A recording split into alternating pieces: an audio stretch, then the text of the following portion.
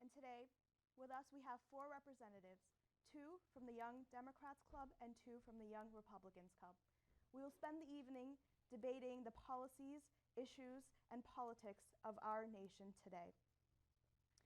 I want to remind the audience that today, the representatives are not representing the 2 candidates for president. They're representing the Arlington High School Democrats Party and Arlington High School Republican Party. And today, I want to welcome Mr. Tamir-Pinksy and Mr. Adam Deakin from the Democratic Party, Mr. Jacey, and Mr. Tasso Tsaousidis from the Republican Party. I want to also remind the audience to please hold your cheers and your applause so that we can focus our time on the substance and debate for today. And with that, I would like to ask the Young Republican Party to start with their opening statement. Great. So I'd like to thank Tarangana for putting this together, and I'd like to thank ACMi for letting us use their studio for this. This is a great opportunity and experience for all of us here, and we're going to have a fun night. So I am part of the Teenage Republicans at Arlington High School, and I'm just going to talk about kind of the outline that we like to put together in our group, in our club. So our statement is we're a group of conservative-minded students at Arlington High School, and we like to support our troops and our community, and we like to fundraise a lot. And we kind of exist because we feel like we believe that everyone has an opinion and a voice and a right to that voice and opinion. And it's kind of difficult in Arlington to find a conservative-minded person. So we like to take everyone that is conservative-minded and put them together, and hopefully we would like to gain a little bit more respect, and we just now I'm going to talk about like what we kind of like believe in. So we promote an environment for one to further their understandings in the world of politics, and we encourage students to get involved. We really encourage them to go out there and get involved and speak their mind and not be afraid to speak their mind. And just some of our values are individual ability, dignity, freedom, responsibility is just basics to government. And the government exists to protect the freedom of the individual, not restrict it. And also one thing I like to really heavily rely on is individual liberties and responsibilities. I feel like that is a very important aspect to the government and the people. And also tolerance, inclusiveness, and optimism. Those are 3 key components that I'd like to point out that the Republican Party has. So that's my opening statement. Thank you, Mr. Jacey. Mr. Deakin, you have 2 minutes for your opening statement. Well, I just want to welcome everyone to this debate. I'd like to thank ACMi, Tarangana, Gayatri, everybody who puts this together. Should be a great opportunity, a great night. I'd like to thank the Teenage Republicans for participating in this debate, and I'd like to thank everyone watching here, streaming it, and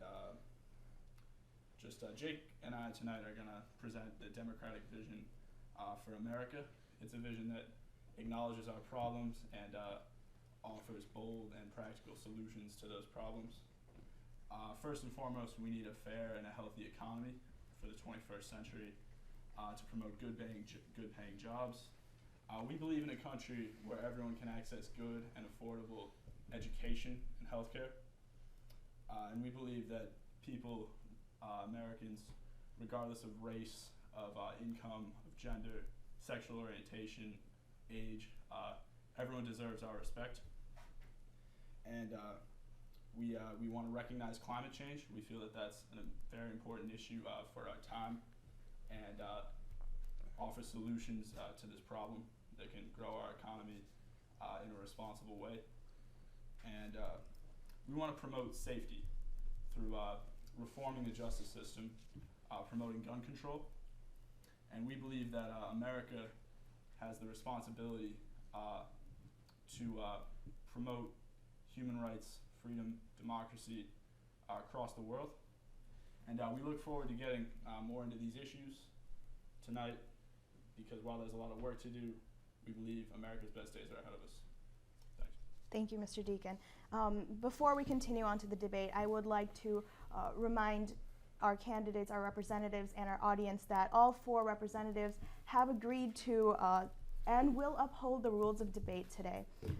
And I want to continue on to our first topic, which will be the Massachusetts ballot questions.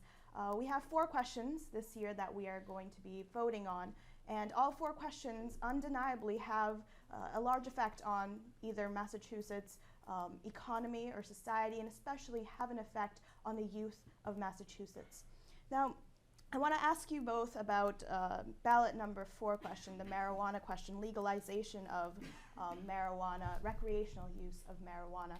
What are your thoughts on this? And after weighing out the benefits and the risks, where do your views lie, and why do you support these views? Can I have Tasso answer this? Yes. Okay. And because of the coin toss, we will have the Democratic Party answer this first. Well, sure. Well, the Young Democrats endorse a vote of yes on 4 to legalize, tax, and regulate marijuana. I believe those are important pieces, as while marijuana should be legalized in this state, it should be controlled. There should be tax revenue generated. But the bottom line is that marijuana should be legal. And the reason for that, one of many reasons, is prohibition of marijuana is not working. We have a justice system that is burdened by nonviolent drug offender cases. We need to stand up to the cartels and reduce their business, replacing violent distributors of this drug with legal, safe methods for people to buy it. Marijuana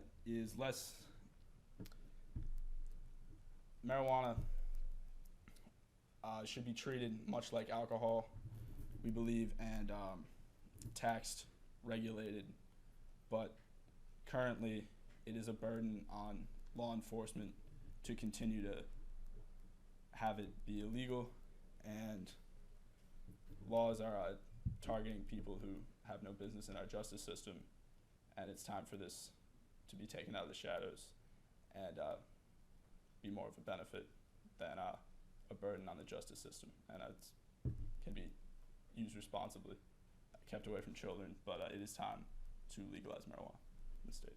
Thank you, Mr. Deakin. Mr. Tsaousidis? Much like what Adam said, Benjamin and I also agree with his statement. We believe that marijuana should be legal for many reasons. For one thing, Massachusetts will not be the first state to legalize its recreational use, so we will be able to follow the states who have already done this action. We will be able to build off of their laws regarding recreational use of marijuana, and by so adjusting them to better fit our state and to benefit more toward the tax revenue that can derive from it. The state of Colorado has had $996 million just in the year of 2015 from medical marijuana and its recreational uses as well.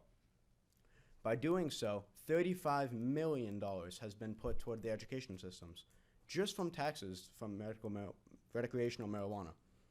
Massachusetts has already legalized it for medical purposes, and by doing so, its access has already skyrocketed. On the streets, it's everywhere. Kids can get it, everyone can get it. And that's not the goal that we're going for, but if it's already so accessible, why not tax it? Why not put it toward constructive use? The revenue that we can be getting is remarkable. And for that reason, I believe that we should go toward and move forward on legalizing recreational use of marijuana in Massachusetts. Thank you to you both for that. Now, you both touched on the economic aspects of legalizing marijuana, and now I want to give you both 30 seconds to talk about the social and the health aspects and how that may be affected if this is indeed passed. Mr. Deakin? Well, I would stress that as far as health aspects, more legal and more safe marijuana will eliminate instances where marijuana is laced with a far more dangerous substance, and we owe it to our communities to make sure that marijuana is not laced, as well as marijuana has been shown to be able to treat cancer, and I think that its legalization, while it is already medically accessible, dispensaries are not widespread throughout the state, so it could have further medical benefits for the private sector to take on distribution of marijuana. So I think for the reason that we have to keep more dangerous substances out of the marijuana that realistically we know some people are going to consume. And because it has medical properties, it would be best for it to be legalized. Thank you, Mr.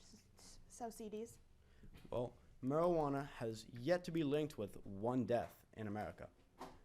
Alcohol, narcotics, including heroin and many other drugs, have caused thousands and thousands of deaths. But by making marijuana more accessible to people over 21, of course, you're taking them away from the harsher stuff. And instead of having them shooting up on the streets, giving awful images and creating bad influences toward our youth, we're allowing them to relax and to consume a safer, more relaxing herb that can not only bring a person medical benefits, but also mentally. It'll relieve stress and it'll leave them feeling relieved. Okay, thank you, gentlemen. We'll move on to our second question that we have about the ballot systems. The charter school system, question number 2, ballot question number 2, question that allows for the expansion of the cap on building charter schools and allows for more enrollment in charter schools for students who are currently in public school systems. Do you believe that our public school systems are at a loss if this ballot question gets passed? Mr. Jacey? Yes, I think it was about $400 million that would be taken from public school funding. So I would vote clearly no on this because it will obviously drain money from public schools. And as of now, public schools are kind of struggling with funding. So if you just took that funding away, then it would make public schools even worse. And the thing about charter schools is I understand they're good, and for gifted children that don't have opportunities, they are good. I understand that, yes. But there are private schools for that reason, and you can challenge, and public schools offer a lot. You can challenge yourself, take AP classes, honors, pretty much whatever you want to do. So I really think that this bill should not be passed. Yeah. Okay, thank you. Mr. Tamir-Pinksy? I agree with Mr. Jacey, but for different reasons. I think that we need to vote no on question 2, but not because our public schools are already adequate enough and we don't need charter schools. I believe we need to vote no because our public schools are not adequate enough, and we can't be taking funding away from an already failing system. We need to stop the funding of charter schools from public schools, and we need to add money to the public school budget, because while there are plenty of honors and AP courses at Arlington High School, there are not in a lot of inner city schools. We need to reinvigorate the education budget around the country to make it so that everyone has the ability to get a charter school quality education. Thank you.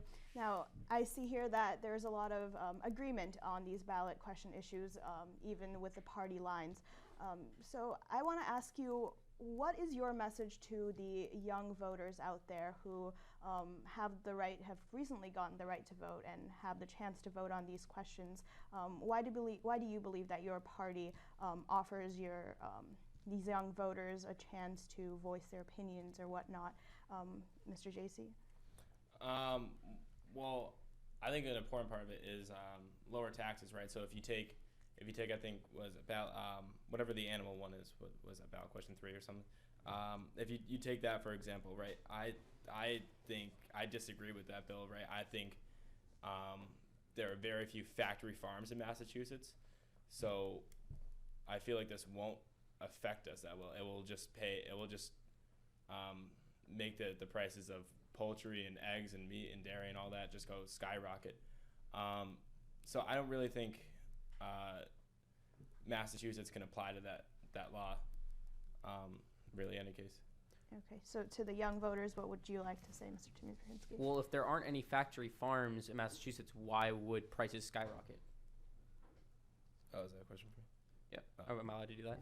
I want you to answer the question, Mr. Tamir-Pinksy. Oh. What is your message to the young voters in Massachusetts or around the nation?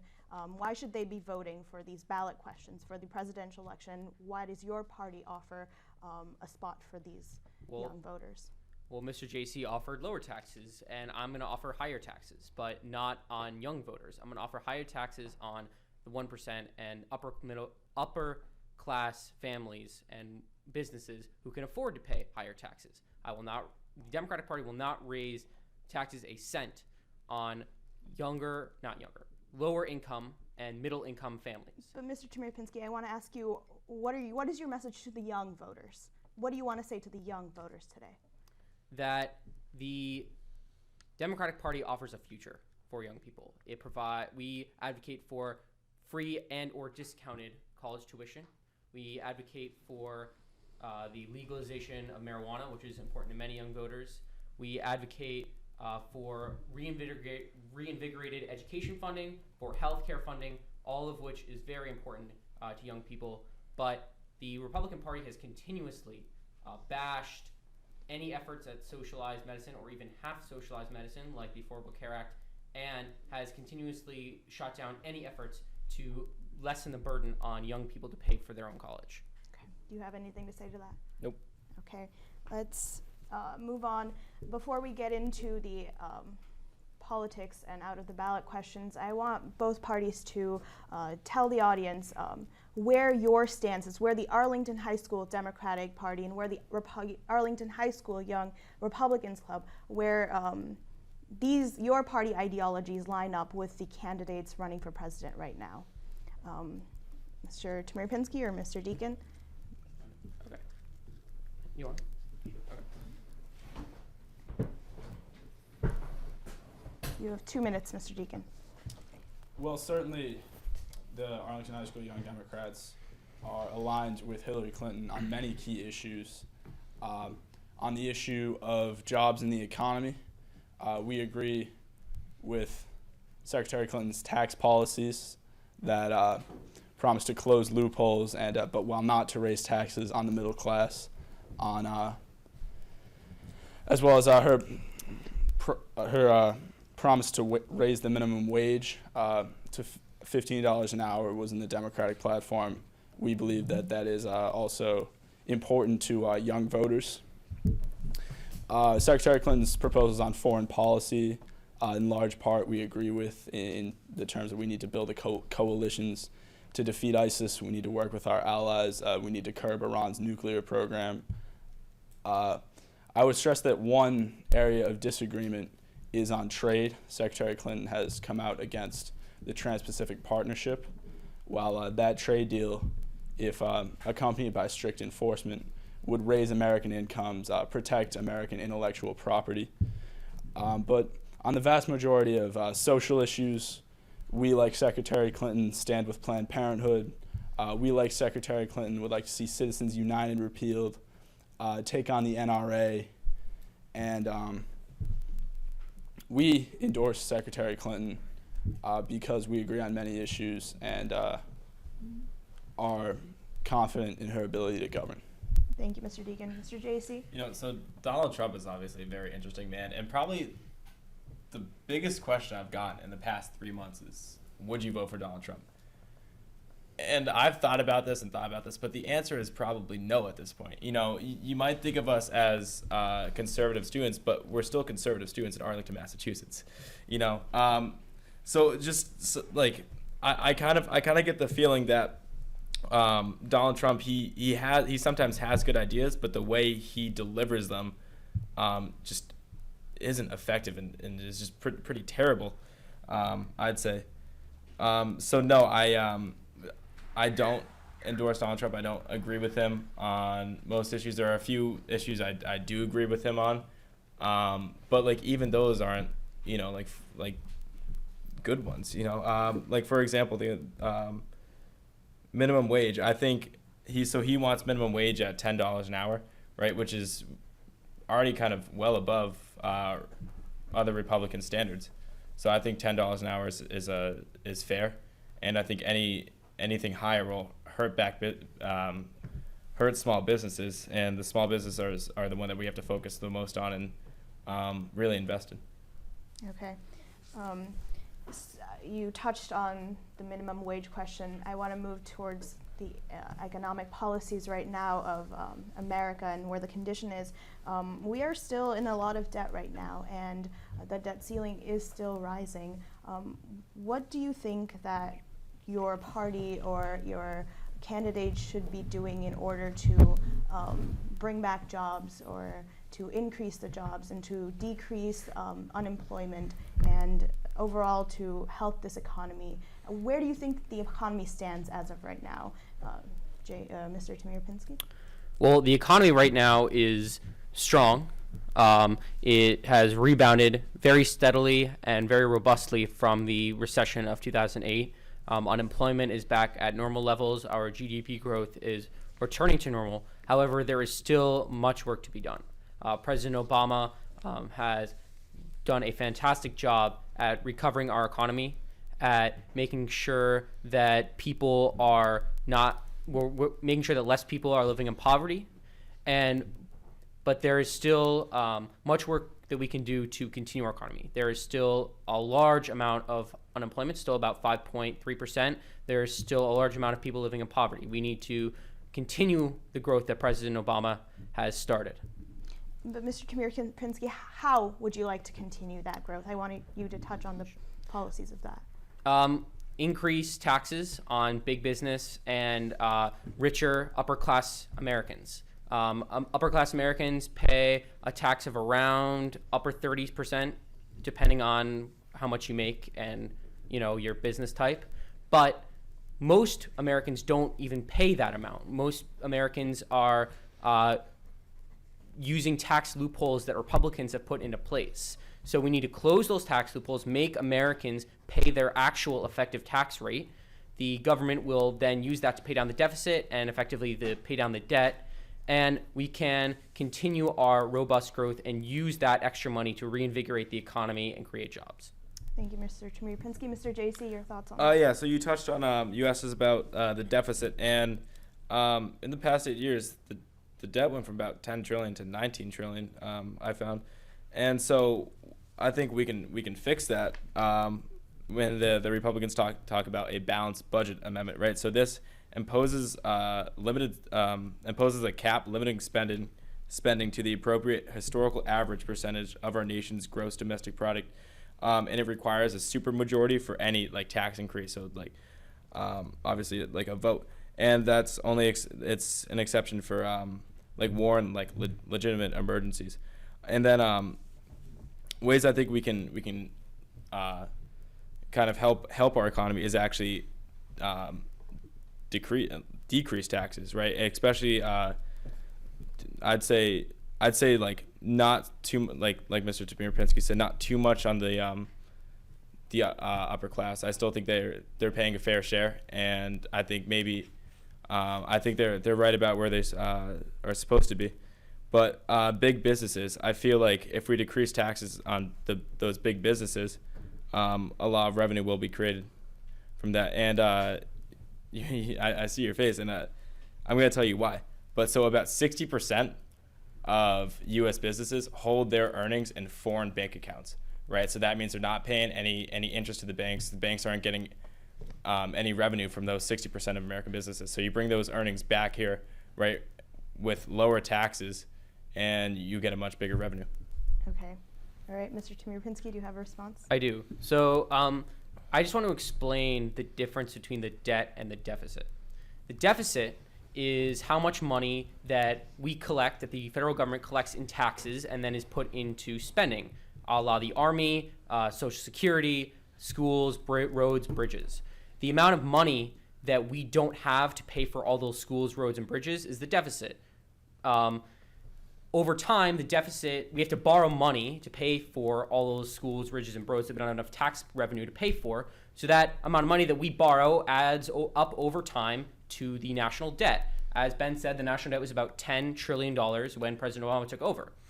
What President Obama has done has decreased the national deficit. So the amount of money he has collected through taxes and the amount of spending he has cut over the course of 8 years, that gap has gotten narrower. So the amount of money we're adding to the national debt has actually gotten smaller per year since President Obama took office. So while we, of course, are not perfect and the deficit is not zero, so we are not earning a surplus, things have gotten much better. And so the illusion is that, the national debt is getting bigger, things must be getting worse. But actually, in reality... Mr. Tamir-Pinksy, your time is about to elapse. The reality is that the amount of money that we're adding to the national debt per year has actually gotten much smaller over the last 8 years. Thank you. Mr. Jacey, do you have a rebuttal? No, I don't think so. Okay, we'll move on to the next questions about minimum wage that you touched on. You believe that the minimum wage should stay at around $10. Mm-hmm. What are your thoughts on that? Why You want do you to- believe that this is? What do you know about minimum wage? Do you believe that this is sustainable for families who may be working on the hourly basis to have the minimum wage stay where it is while the economy is inflating? Well, we all know that $10 an hour is not enough money for a full-grown man to support his family. However, we're not supposed to be paying a full-grown man $10 an hour. That $10 an hour is gas money to the pizza boy. It's for that high school kid working over at Trader Joe's as a bag boy. That's not a job that we're supposed to be achieving at the age of 40, at the age of 35. So in a way, yes, you're right. It's not enough money for a full-time worker to produce and support a family on. But that's not what it's for. Sure, I can agree with $15 an hour. Had those jobs been directed toward people supporting families, but the fact of the matter is they're not. I myself have been working minimum wage for a year, and I have no complaints. $10 an hour means my gas tank's full. I go out and get food out with my friends every Friday night, and I'm able to pay for my tickets at the football game. That's all I need, and I'm satisfied with what I'm being paid for the job that I work. I believe that if I'm working a more difficult job, then a higher pay should be definitely go and correlate with that job. However, when your job does not correlate with your pay, that is where the issue is. So that is why your bag boy at Trader Joe's should not be making $15 an hour. Okay, Mr. Tsaousidis. Mr. Deakin? Well, I'd say that while that's an ideal world that Mr. Tsaousidis has painted, we don't live in a world where minimum wage workers are just kids. Many people who work for the minimum wage have to support families and buy more than gas and food. And the minimum wage for those people is a starvation wage. It is not a tenable situation to pay adults $10 an hour, or in many parts of this country, $7.25 an hour, and expect them to be able to provide for their families. If the minimum wage was indexed to the levels in the 60s, it would be over $20 an hour, and that is enough to support a family. And $10 an hour, frankly, just is not. I think that the minimum wage does need to be raised, as many minimum wage workers have to put roofs over their families' heads. And the idea that minimum wage workers are only going to be kids is just not realistic in a nation that has cut a lot of investment in higher education and job training, vocational training. So the reality is many adults are expected to provide for their families on the minimum wage.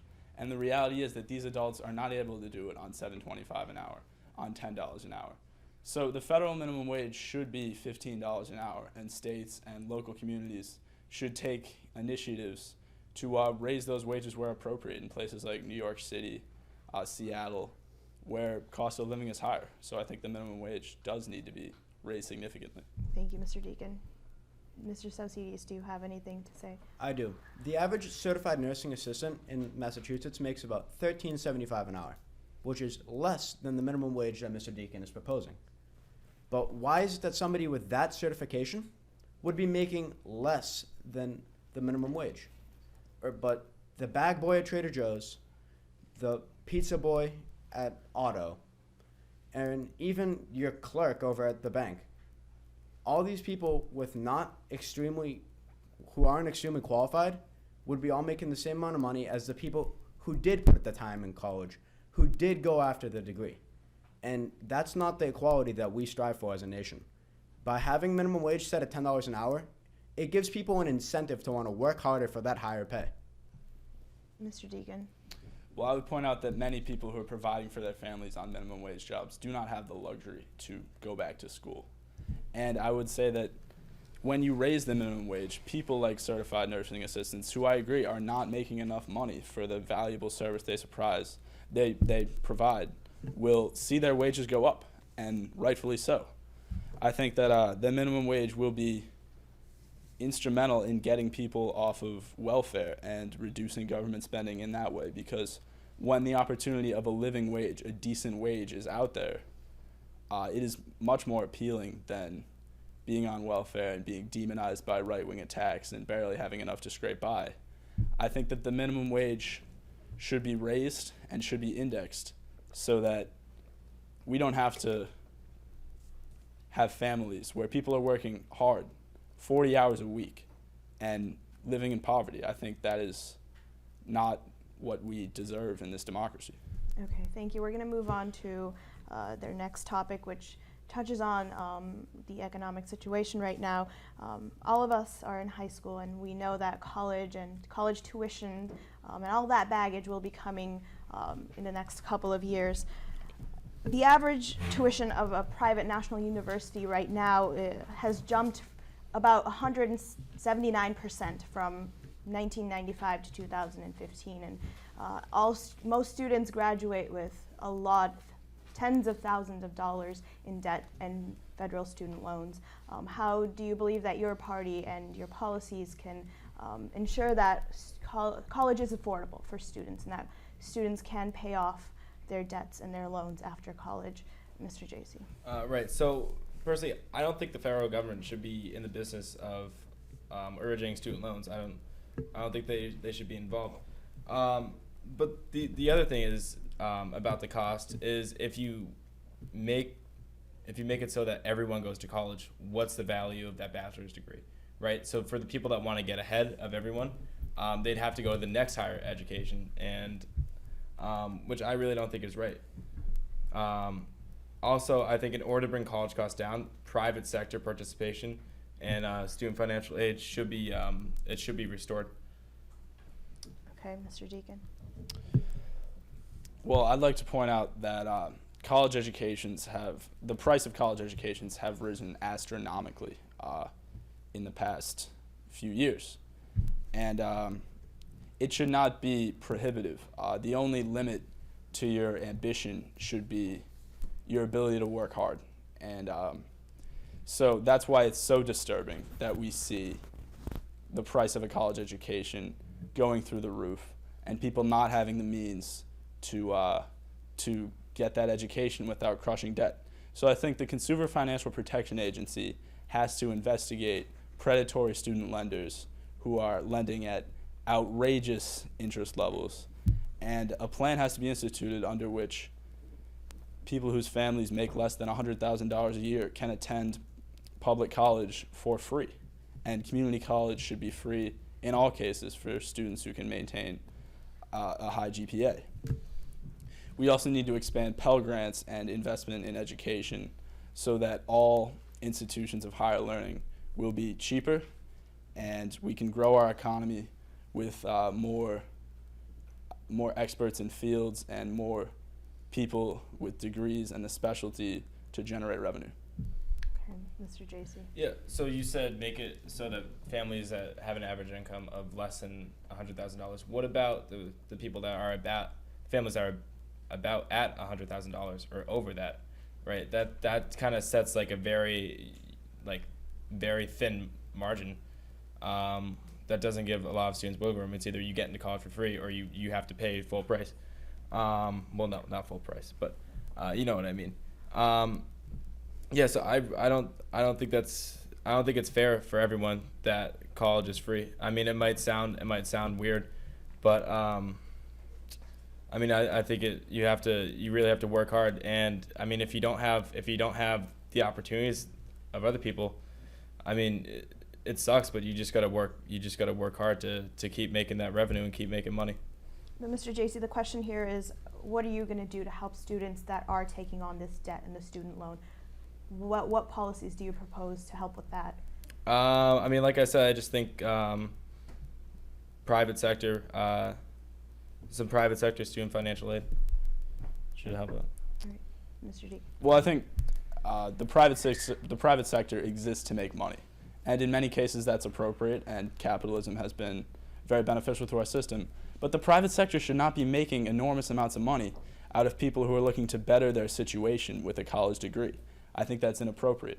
I think the federal government can reduce the interest levels that we're lending at and increase the ability of students to go to college for free or reduced rates. Thank you. Mr. Jacey, do you have anything to say to that? Okay. Let's move on to some of the social issues that are plaguing our country today. We know that terrorism has been a problem globally as well as on our homeland. ISIS and other extremist groups have been posing a threat internationally, and it's obvious that there needs to be something done in order to prevent these attacks, in order to prevent this from happening. How do you believe that, how do you believe is the most effective way of handling this situation abroad? But more importantly, how do you believe that we can stop lone wolf attacks on our nation grounds, and also stop the stigma of, this divide due to religious discrimination that's happening? How do you believe that we can balance these two things in our nation and globally? I'm sorry, balance what? Balance the divide between religious discrimination and also stopping the spread of extremist ideas. Mr. Tamir-Pinksy. So a lot going on in that question, but I'll answer the first part. Stopping terrorism abroad. The power vacuum that was left after we left Iraq was going to happen regardless. I mean, that's just something that was inevitable if we wanted to get our troops out at such an early time. So first of all, we need to work with our allies. Intelligence sharing is number one on our list to fight ISIS. We need to create a coalition of Muslim nations to fight ISIS. Intelligence share, we should be in an advising role. We should not be putting troops on the ground. We should not be putting American soldiers in danger. Fighting terrorism at home. We need to work more on, well, first of all, this kind of goes to gun control, but that's a whole separate issue. But if terrorists can't access guns, then they cannot commit terrorist acts. So there's that, but that's kind of a different issue, which I'm sure we'll get into later. We'll get onto that later. In terms of the cultural ideals behind the crisis in Syria and with ISIS, we cannot be stopping Syrian refugees from entering our country simply because one or two of them may be militants of ISIS. We have such a deep culture in our country of allowing immigrants to come in, and they in turn become a fabric of our society. We cannot stop that now. I agree that we need to bring up our vetting process. We need to be vetting the refugees heavily, making sure that they are not a part of ISIS. But the way to do that is not to just say no one can get in when there is a humanitarian crisis going on in Syria. Okay, thank you, Mr. Jacey. How do you believe that you can balance this, the idea of extremist ideas spreading throughout the nation, and also still stopping the lone wolf attacks or other terrorist attacks from happening? Right. So I do think, obviously, freedom of religion is a right in this country. So I mean, that kind of boils down to gun control and also security. I feel like since this has been happening in our country, I feel like we need just a little bit tighter security just to make sure that doesn't happen. I mean, obviously there's some situations where you never know what's going to happen. But I mean, like I said, it boils down to gun control. So obviously, you need background checks. And I do think that Syrian refugees are a danger, and those people that we are letting into our country, because they are coming from an extremist country, and they do pose a threat to Americans at home. Okay, Mr. Tamir-Pinksy. The amount of all attacks that have been committed on the United States soil in the name of the Islamic State, none of them have actually been Syrian refugees. They've all been American citizens or American nationals who have declared allegiance to ISIS and then carried out attacks in the name of the Islamic State.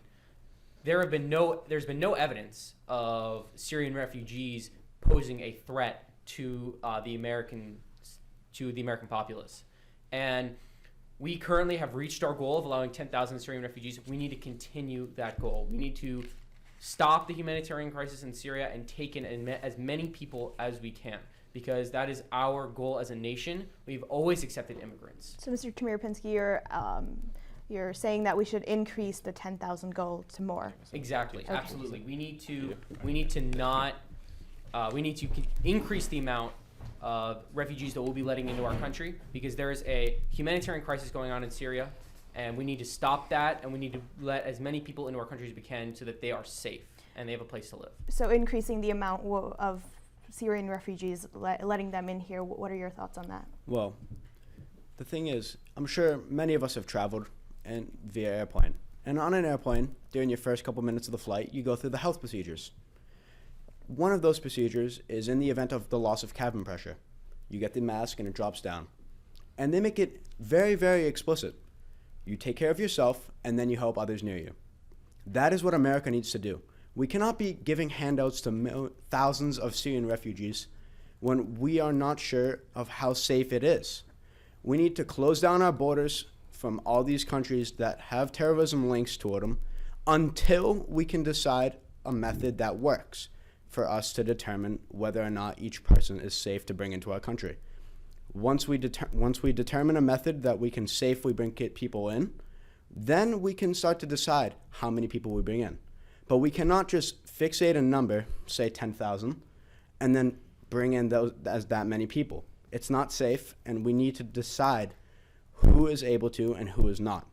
Not based on their religion, not based on their ethnicity, but based on them and their ideas. And if they're linked toward terrorism, if they want to hurt American citizens, that is what will restrict them, nothing else. Thank you, Mr. Tsaousidis. Mr. Tamir-Pinksy. So I like the metaphor. They're very cool, but unfortunately, our nation is not as simple as putting the oxygen mask on yourself first and then to the kid next to you. That's unfortunately our country is not that simple.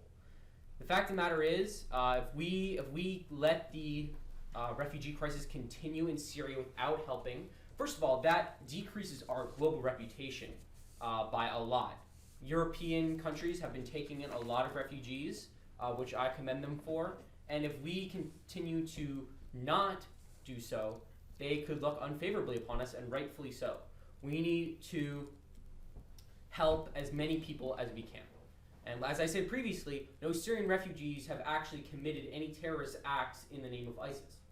So we need to increase the amount of refugees that are allowed to come into our country so that we are helping people. Our country should not be America first. It should be we as a country have always focused on human rights. And I think we need to continue that with the crisis in Syria by letting more refugees into our country. Thank you, Mr. Tamir-Pinksy. We have a lot of topics that we need to cover, so we're going to keep moving from this. But you guys both touched on gun control issues and how you want to make sure that the wrong people don't have these guns. What do you believe that the best way to ensure that these gun violence and the wrong people getting guns will be stopped in America? Mr. Tsaousidis. The way gun control works is, frankly, it doesn't. If someone wants to do some harm with a weapon, they're going to do it. And they're not going to legally obtain these guns. The legal people who have their gun licenses are good people. They're people who are law-abiding citizens. They don't go buy a gun legally and then intend to do harm, typically. But by reforming the gun laws and restricting the purchases, we're just taking it away from the law-abiding citizens. Absolutely, a man should not need an assault rifle. That's not needed, and there's no purpose toward it. But who are we to determine that as a country? We should definitely have stricter background checks, mental health checks, and make sure that the right people are able to get their rights in obtaining weapons. Thank you, Mr. Tsaousidis. Mr. Tamir-Pinksy, 1 minute, please. Well, if the people who are buying guns are really law-abiding citizens, then they should be able to pass a background check, pass all of these things that we want to implement. I think no fly, no buy should be the most basic gun control principle, and we can't even get that through Congress. If you are not safe enough, if you are too dangerous to fly on an airplane, you should not get access to the AR-15 assault rifle, which killed dozens of children in Newtown and across America. I think that's just a very simple principle that for some reason Republicans just can't get behind. Mr. Tsaousidis, 30 seconds. Honestly, I don't want Jake to lump me in with the Republicans who can't get behind that idea. I am 100% in agreement with that statement of if you cannot fly, then you cannot buy. You should not be able to, and he's right with that statement. However, for him to just lump in all Republicans in a group like that, I don't believe is correct. Well, I didn't see any Thank Republicans. you, Mr. Tamir-Pinksy. I stole my Mr. time. Tsaousidis, Mr. Tamir-Pinksy, you have 30 seconds. Please. I didn't see any other Republicans in Congress joining the Democratic sit-in on the House floor when John Lewis stood up for gun control. I didn't see any of them go and ask a question to Senator Chris Murphy of Connecticut. There has not been one.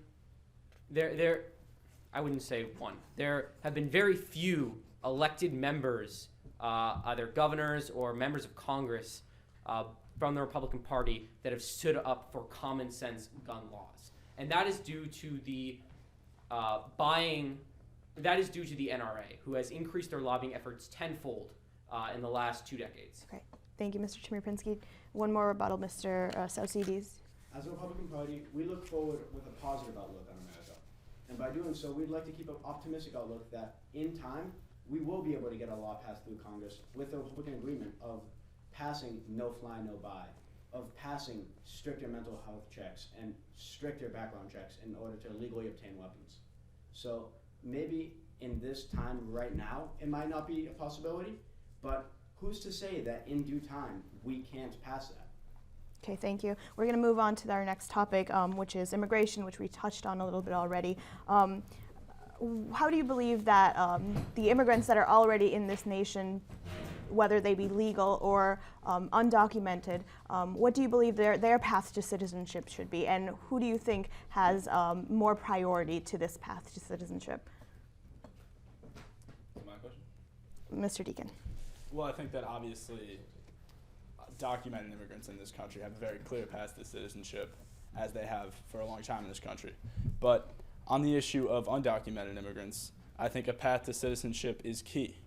And I think deportations in the vast majority of cases are ill-advised, because we have people who have put down roots in America, in many cases have children in America, have married in America, have gotten jobs in America, and we want to send them back to Mexico or Guatemala when they have become an integral part of our society. So I think a path to citizenship should include coming out of the shadows, paying owed taxes, and there has to be one, because we have 11 million people, the vast majority of whom just want to work and live in America, and we should welcome them Okay. with the path to citizenship. Thank you, Mr. Deakin. Mr. Jacey, 1 minute. Right, so I'm going to push for no more open borders, right? Our president has made himself superior to the will of the nation, and these amnesties that he has made have been unconstitutional. In addition, the fact that illegal immigrants receive the same benefits as citizens of the United States is unacceptable. So I think the Department of Homeland Security must use its authority to first call out the illegal immigrants and make sure that they stay off the street, or they never mind. I'm also going to talk about John Boheiner's plan, which is to strengthen border security, and that's first and foremost, and also the fact that immigrants will be given the opportunity to stay if they are willing to admit their culpability, pass rigorous background checks, pay significant fines and back taxes, and also develop proficiency in English and American civics. Okay, Mr. Jacey, your time is elapsing, so I'm going to give Mr. Deakin a 30-second rebuttal. Well, I think that the idea of border security sounds very nice. It's a great buzzword, but oftentimes what conservatives mean when they talk about border security is inhumane treatment, unconstitutional detention, and I think that it does not make sense to treat undocumented immigrants like criminals when often they are mothers and fathers and employees and part of the fabric of our country, and to try to rip that by treating them like people who have committed crimes is ill-advised, in my opinion. Thank you. Mr. Tsaousidis, 30 seconds. Coming from a family of immigrants, my father came here when he was 8, my mother when she was 24. They've both gone through the path of citizenship that is required in order to obtain American citizenship. So clearly there is some path there. However, we cannot break up these families, and I agree with that. We cannot break up the families of people who have been paying taxes in America. And although they're not paying their federal income tax, they're buying things in America. That accumulates to sales taxes. Thank you, Mr. Tsaousidis. 30 seconds, Mr. Deakin. Well, I would agree with that. We have to support President Obama's executive orders, Thapa and DACA, protecting children, protecting law-abiding undocumented immigrants who don't constitute a threat. And I am all for the deportation of violent criminals who do not have documentation in this country. But I think rhetoric has been so overblown, and that number of people has been so exaggerated when so the vast majority of undocumented immigrants do deserve a place in our society, and it sounds like we have some agreement there. Thank you, Mr. Deakin. Mr. Tsaousidis, 30 seconds. However, the undocumented immigrants, the ones who do pose a threat to our society, the ones who are riding our system and who have become a burden, should maybe not be immediately deported, but they should have to pay rigorous fines, so at least they can make up and make another contribution to our society. Although they may not all be criminals or rapists, as Donald Trump says, we do need to treat them and secure our borders. We cannot just allow anyone to come in, because bottom line is they are trespassing. Okay, thank you. We're going to move on to the next section about the environment right now. We are, as a nation, moving towards the global transition from our dependence on energy for coal and oil from foreign countries. I want to ask you both, how are you going to manage this economic transition from our energy dependence into clean energy? Mr. Jacey, 1 minute, please. Right. So in this country, people come first. They are the most valuable resources we can have. So that's why I think it is very important to balance economic policies with these environmental policies. And also, America is the largest exporter of agricultural products. That means we must ensure that our domestic policies do not compromise our global competitiveness through overregulation and undue interference in the marketplace with trade. So I think that environmental policies that are too harsh, right, won't benefit our economy, right, which is probably more important to our country. Thank you, Mr. Deakin. 1 minute. Well, I think we need to incentivize companies to transition towards methods of power, whether that's wind or solar or nuclear, that do not damage the planet in the way that coal and oil do. And I think that the economy does have to be considered. We have to provide pathways for coal and oil workers to have career transitions. We owe that to them. But through cooperation between the states and the federal government, we can institute carbon taxes, and we can mitigate the effects of climate change, because while it may be expensive to take on climate change, it is far more expensive to not take on climate change. If we have to deal with sea level rise and drought and environmental refugees, anything like the projections look like, climate change could be an unmitigated disaster, and a country that's won 2 world wars will not succumb to climate change because of inaction. I think that it is vital that we save our planet through international agreements and through efforts here at home. Thank you, Mr. Deakin. Jacey, we're going to do 30-second rebuttals. Okay, 30 cool. seconds. Right. So yeah, there's some parts of Adam's statement that I agree with. I do think that obviously there is global warming, there is climate change, and we do need to take some steps. But however, we don't need to take the harshest steps to that. Also, we don't need to be spending so much funding on it. Like, for example, we fund the UN's Framework Convention on Climate Change, which is wrong, right? We shouldn't be funding any UN projects. So I believe that these environmental issues really aren't worth our money. Thank you, Mr. Jacey. Mr. Deakin, 30 seconds. Well, I heavily disagree. These environmental issues are worth our money, in that down the road they are going to have to save our lives. So I think the choice between having a healthy and strong economy and having a healthy and strong environment is a false choice. There will be a clean energy superpower of the 21st century, and that needs to be the United States. We need to look towards the future of energy and make sure that we position ourselves to have the strongest businesses, the strongest innovations in this field. I think coal and oil oil and coal have served us well, but it's time to transition. It is time to move past them and towards sources of energy and legislation that affirm the catastrophe that climate change could be. Thank you, Mr. Deakin. We're going to move on to our next topic about women's rights and their right to choose and abortion. So we've heard a lot of rhetoric from both parties and both candidates this year for the presidential spot.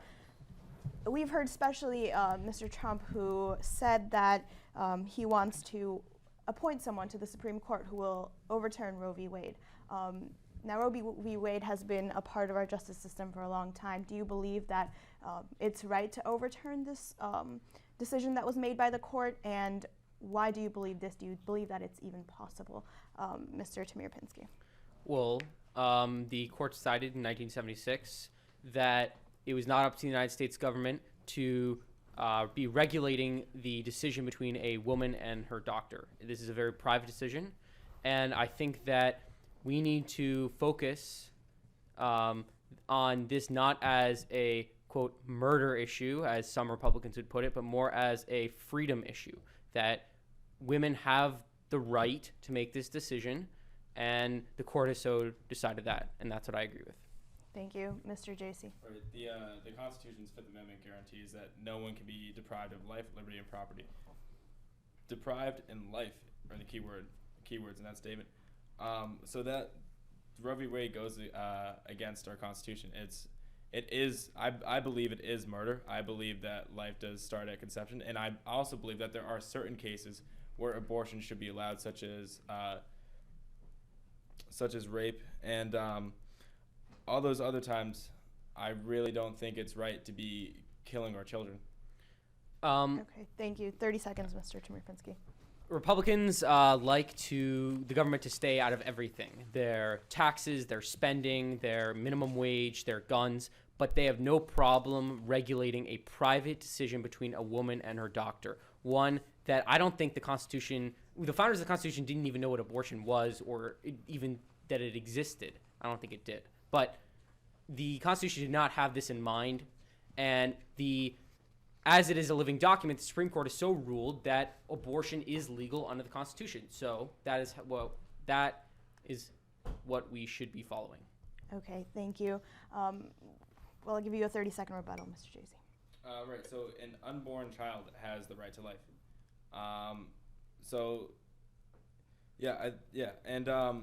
The only reason that Republicans are, you may say, are kind of inconsistent with this topic is because it is murder. Right, they are murdering our children, and that is not right. I know that what we can do to replace this is support funding for ultrasounds and like adoptions agencies and other things, and we can replace that with the funding for Planned Parenthood, because I think that is unnecessary. Okay, thank you. I wish we could continue this debate, but we have our time has elapsed for this evening. So now I have to ask both parties to give a 1-minute closing statement to wrap up your thoughts and ideas for today. So we're going to start with the Republican Party.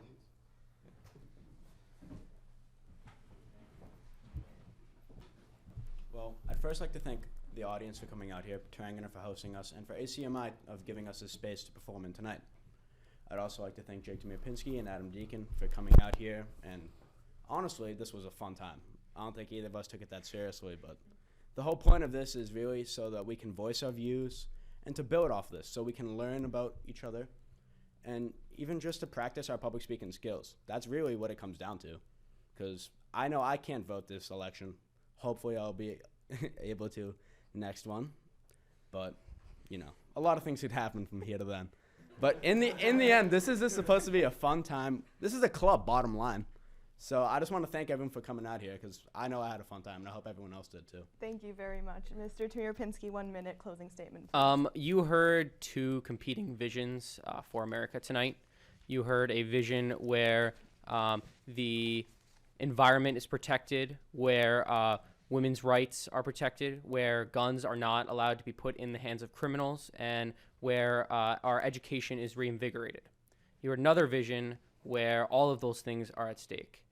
You, the American people, have a big decision to make next Tuesday on which vision represents your hopes and your dreams for this nation. I hope you vote Democrat because otherwise all those things are at stake. So again, thank you to Tarangana and thank you to Tasso and Ben and ACMi for putting this all together. Thank you. You all very much. With that, I would like to thank all of our 4 representatives here, Deakin, Tamir-Pinksy, Tasso Tsaousidis, and Ben Jacey, for coming here to voice their opinions and to talk to all of you about the policies and issues of our nation.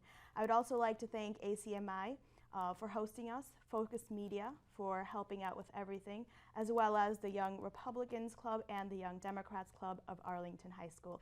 I hope you enjoyed the debate today, and thank you very much for tuning in. Thank you.